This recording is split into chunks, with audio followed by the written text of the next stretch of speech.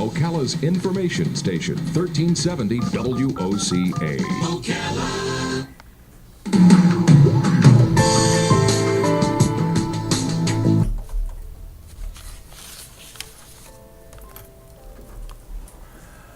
Alright, a computer glitch caused me to have to delay a little bit, but we're up and running. I wanted to make sure we do the video.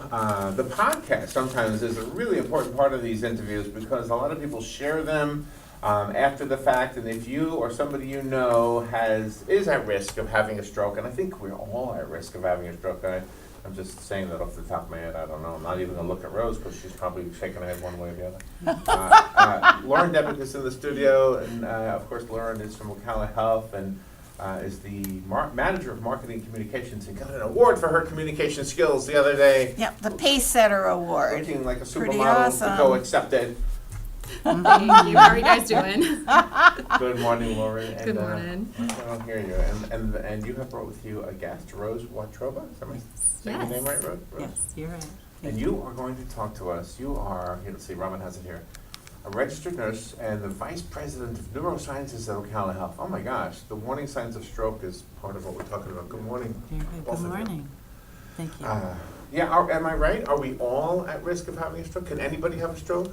You're absolutely right. Yeah? You know, a stroke can happen to anybody, anytime, any age. Babies have strokes. Babies have strokes. Any age, yes. It is definitely something that Well, we all that's need to scary. be aware of. I'm guessing, though, that in general, the older we get, the more likely it is? Yes. Yes, as we age, the risk definitely does go up. But we can talk, as we were talking this morning, about things that we can do to prevent it. Yeah? Because actually, 80% of all strokes can be prevented, and so it's really great to be here to be able to talk about this. You and put help on to your educate. sexy voice for this part. Do you hear her talking? Okay. I know. Larry's all ears.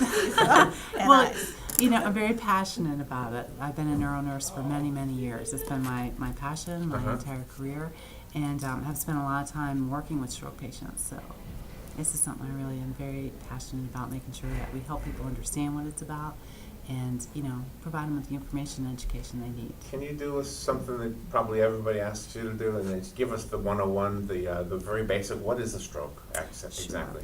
Well, basically, when a stroke occurs, the circulation, the blood to the brain, it carries oxygen. Mm-hmm. So if that blood flow gets interrupted for whatever reason, there's various reasons why that might happen, the oxygen isn't able to get to those cells anymore.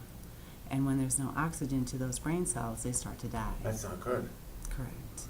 So depending on what area of the brain that's happening in, that's how you will see what symptoms a person has. So there may be memory issues, or there may be speech issues, or there may be weakness or paralysis. It all depends on which part of the brain is being affected by whatever's stopping that blood flow from getting where it needs to go. Does any of that ever come back? Like when you see somebody who's got partial paralysis because of a stroke, does it come back? Every stroke depends. is different. Uh-huh. You know, there are small strokes, there are large strokes. There are some TIAs, transient ischemic attacks. You may have heard of that verbiage. No, I never did. That sounds like something at the airport. Yeah. Okay, all right, so why don't we back this up? Why don't we back this up a bit? You know, we're talking about how that blood flow is interrupted. And in someone who has an acute ischemic attack, that means that that blood flow has been interrupted by perhaps a clot or some plaque. That's what's causing that to be blocked. Yeah.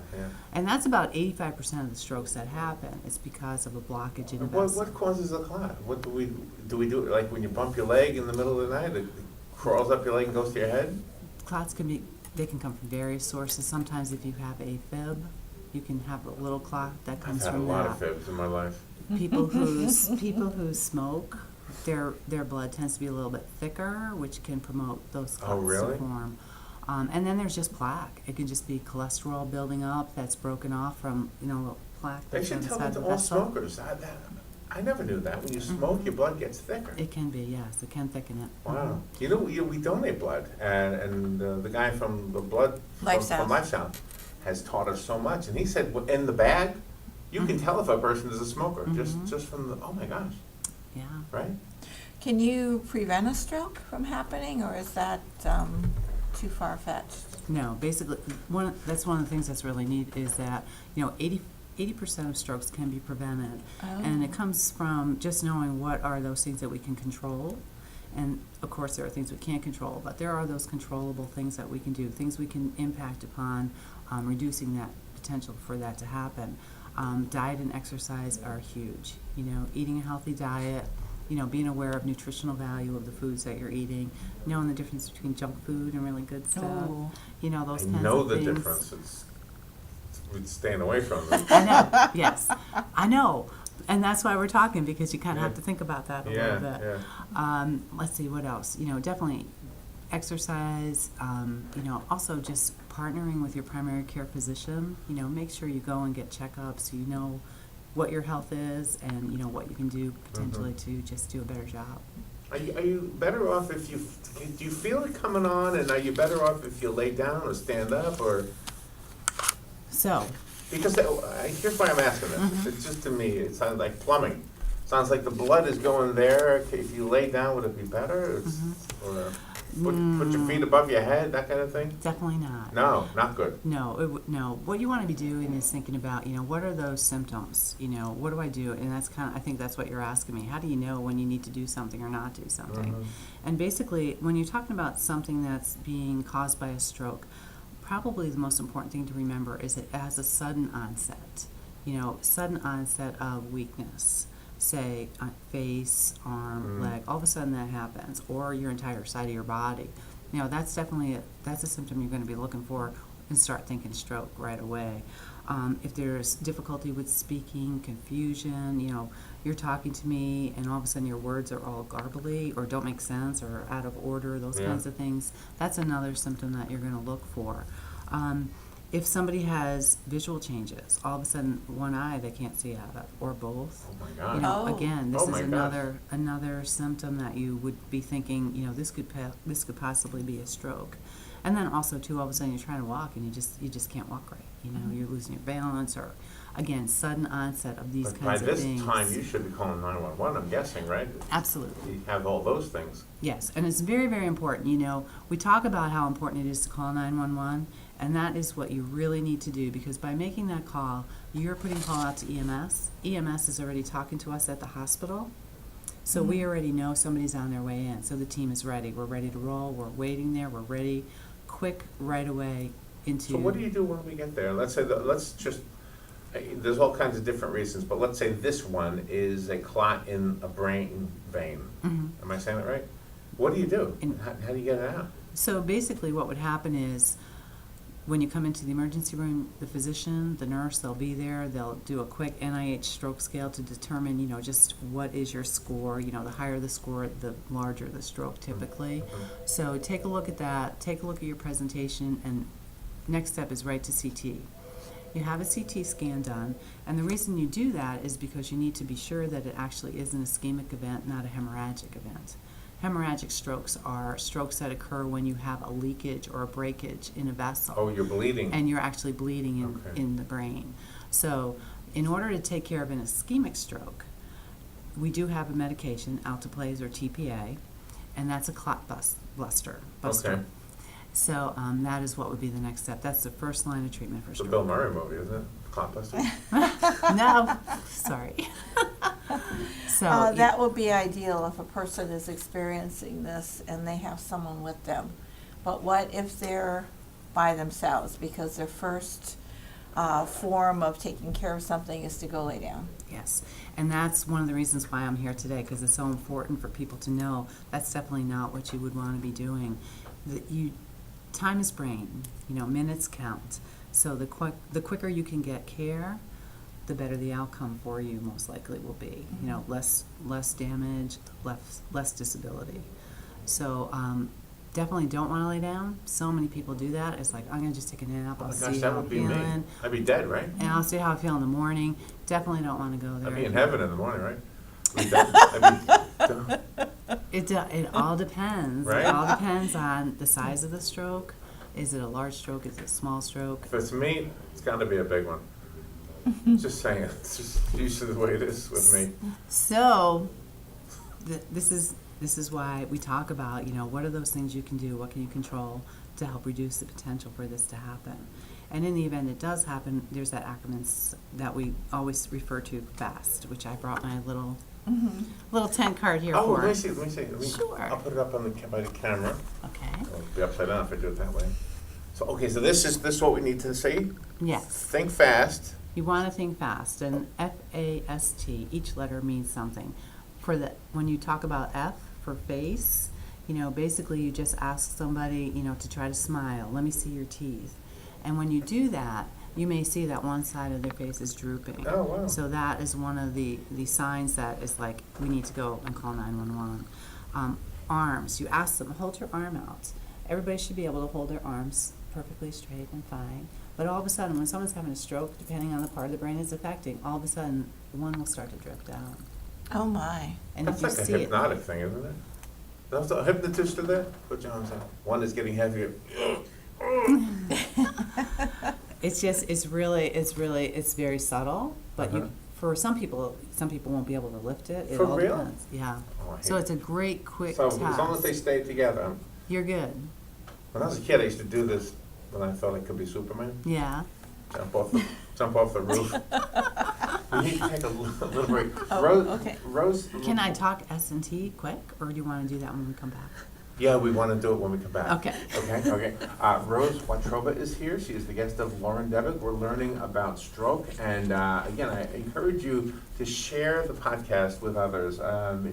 If you're listening live, good for you. If you are listening live and you want to share it with somebody else, the video that we're making right now of Rose is going to be up on Facebook and YouTube, and you can share it as much as you want and probably save some lives with the information. We'll take a little tiny break and be right back. Weather is brought to you by myfwc.com. Safe boating is no accident. This Thursday, times of sun and clouds and becoming There you go. breezy. There you go. Shower with Easy, right? thunderstorm in spots later on, the high 86 to 90. Mostly cloudy Thursday night with a couple of showers and even a heavy thunderstorm around, especially late at night. The high Oh, goes it's like 62 when you in the give us northern the part of the zone to security 71 They never do the last Friday, one. cloud and a shower or thunderstorm giving way to some afternoon okay with sun, that? high 75 to 79. Okay. From the And you Florida know what? Weather Center, Actually, I'm what I Joe did is Lundberg. when I held it up there, I kind of put it onto the left side of the picture, so Lauren, I kind of blocked your view for a second. And then you were on the right side talking about it a little bit. Very cool. Isn't it about time you did something Cinematography. you wanted to do? Like getting Yes, your Alan, pilot's this license? is At Ocala primitive. Aviation, they make it fun and easy. And you can start by taking Okay. one of their So you discovery went out of flights. order on me, For only too, just $99, you Oh, get to out go of up order, in the airplane sorry. with an FAA-certified flight instructor Just and saying. actually fly the plane yourself. It's a perfect way to see if flying is for you. And once you get that ultimate feeling of freedom, Ocala Aviation can train you No, I to get know. your pilot's license. Ocala Aviation also offers commercial flight training for those looking to make a career change and enter the world of commercial aviation. okay? Ocala Aviation is conveniently located at the Ocala International Airport. When they showed those So if you're ready pictures to of start all your the, adventure, stop by or What give them were a you, call nominee? That thing? I said to Robin, this is like an IQ test. Which one doesn't belong? I know I am. Exactly. What we need to do next year, we need to ask for headshots with the nominees because we didn't. That was the one picture I could find with the two of you together. Like, Oh, there's- you're the one who picked it? yeah, I'm the one who picked it, so I'm sorry. No, it's okay. It's my fault. No, I love, loved please, it. I love it like that. No, that was fun. He's got the accordion, I got I- the mandolin. yeah, I'd I rather mean, I be thought it was real. you guys. Yeah, That's it was us. authentic. It's real. No, that's us. That's real. That was not over by Lake textbook. Eola in Orlando. Yeah. We did that. MD is the We were playing for a bunch of illegal immigrants. the first endurance Sure, we were. Yeah. We were playing and they would say, oh, la. Yeah, they were dancing. And then when the ice people came, they said, good one. Yeah, they got their own police unit down there. There was a guy standing on a box preaching, and then the policeman went to him instead. Yeah, that was good. There you go. That's our demographic right there. There was a guy arrested the other day, came out through the window and, Yeah, police a officers guy on comes each in side. here. He comes in here asking for a prize. Well, he didn't win a prize. He just thought, if I say I won one, they'll give it to me. Oh, And then he went and he did something in the mall, and then he came out in handcuffs. This is kind of nice. You get to keep an eye on everything. Yeah, it makes it really nice. Here we go. All right, 22 minutes after 11 o'clock. We are having a good time, but this is a really serious message, so I'll have to hold back on my tendency to want to be goofy. Rose Watroba is giving us really good information. She's the guest of Lauren Debick from Ocala Health. And Rose, you've got a pretty amazing title, the Vice President of Neurosciences at Ocala Health. So I'm guessing your job goes above and beyond stroke, right? It does. It encompasses a little bit more than You that. got the sexy voice again. Go in the air, you get the sexy voice. Oh my goodness.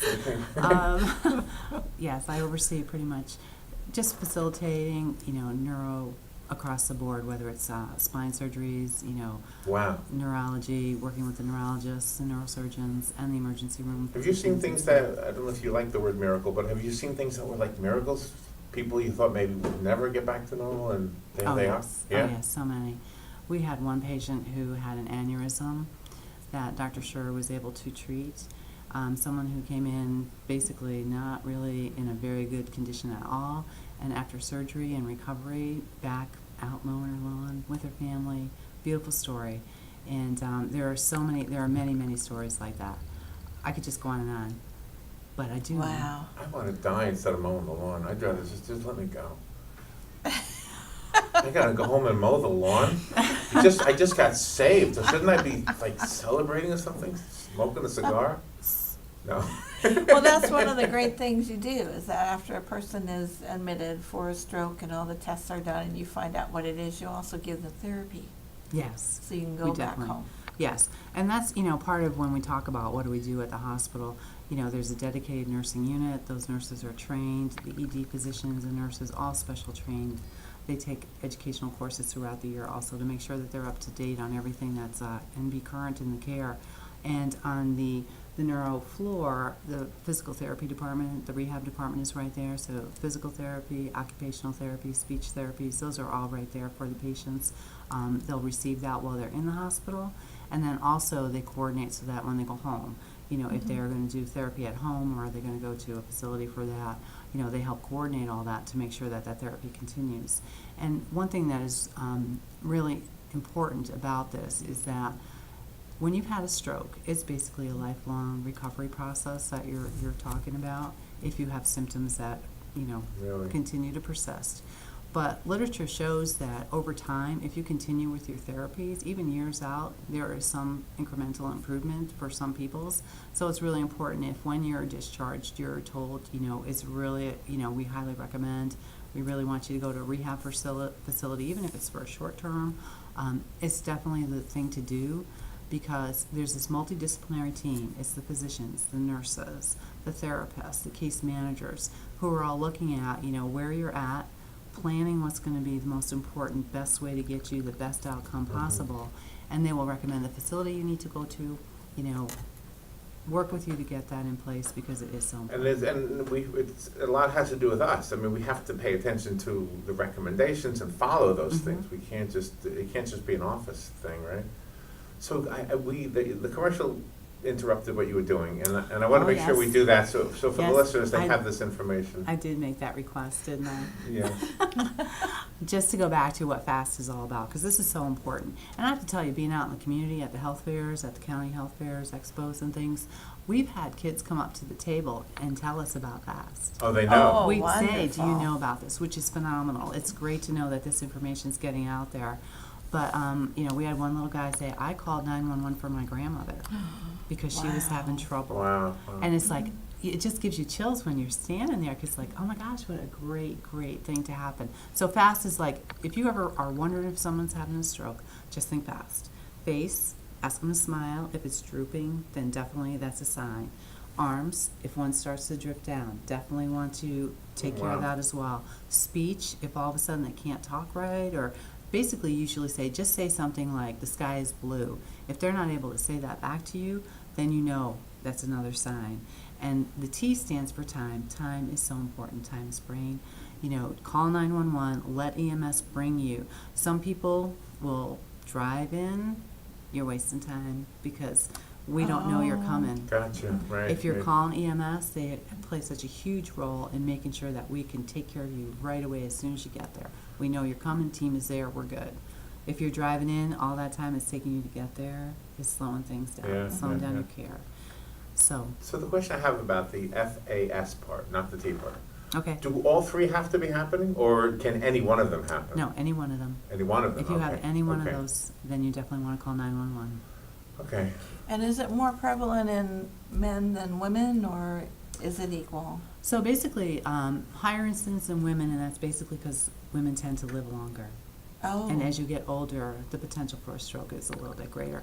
One interesting note is that, I just read this recently, 44% of younger adults, they've seen a 44% increase in younger adults requiring hospitalization for stroke. Oh my gosh. So this is really, I wonder why. diet. We're Anxiety. eating poorly. You know, I think our diet plays a big role, our sedentary lifestyles. You know, there's sometimes it's drugs. You know, there's a number of different things that can contribute to that. But Anxiety that's- too, probably. Does that contribute? Mm, A little bit? maybe a little, but more so, you know, those other things that we were talking about, alcohol consumption, you know, moderate alcohol consumption. Oh, what does that really mean? Well, that's like 2 drinks a day for a man, 1 drink for a woman. You know, and when we talk about a drink, we're talking 1.5 ounces of alcohol, kind of like if you measure, I'm a real measure person, so I really am in tune to that. But, you know, all these things, smoking, alcohol, you know, diet, physical activity, you know, those are things we can control for, and that's what adds to that 80% potential for not having it. Gotta eat more kale. Kale Yeah. is good. Kale is Kale. definitely good. Kale always comes up, right? Yeah. Yeah. You know, the other thing is, too, there's those medical risks. You know, people have diabetes, people with high cholesterol, right. people with high blood pressure. You know, all those kinds of things, you know, they also can help to reduce your risk if you're being followed by your physician. You know, talk to your primary care doctor. And again, medications and just diet can help reduce that potential for risk from those conditions as well. Thank you, Rose. Thank you for coming up and for putting up with me. Oh, thank you. Lauren, how do we get more? What's a good number to call? Yeah, absolutely. So Rose mentioned a key component to stroke prevention is those conversations with your primary care provider. If you need a physician referral, you can call or consult a nurse number at 1-800-530-1188. It's a great number. We've used it ourselves. In fact, that was the number we called when Robin had that Bell's palsy thing. So, thank you all. Thank you for what Thank you you. do. Thank you for everything. And we'll take a little break and be right back. Fun with Joe coming right up. Fox News Radio. I'm Lillian Wu. President Trump tweeting about Obamacare, saying it's an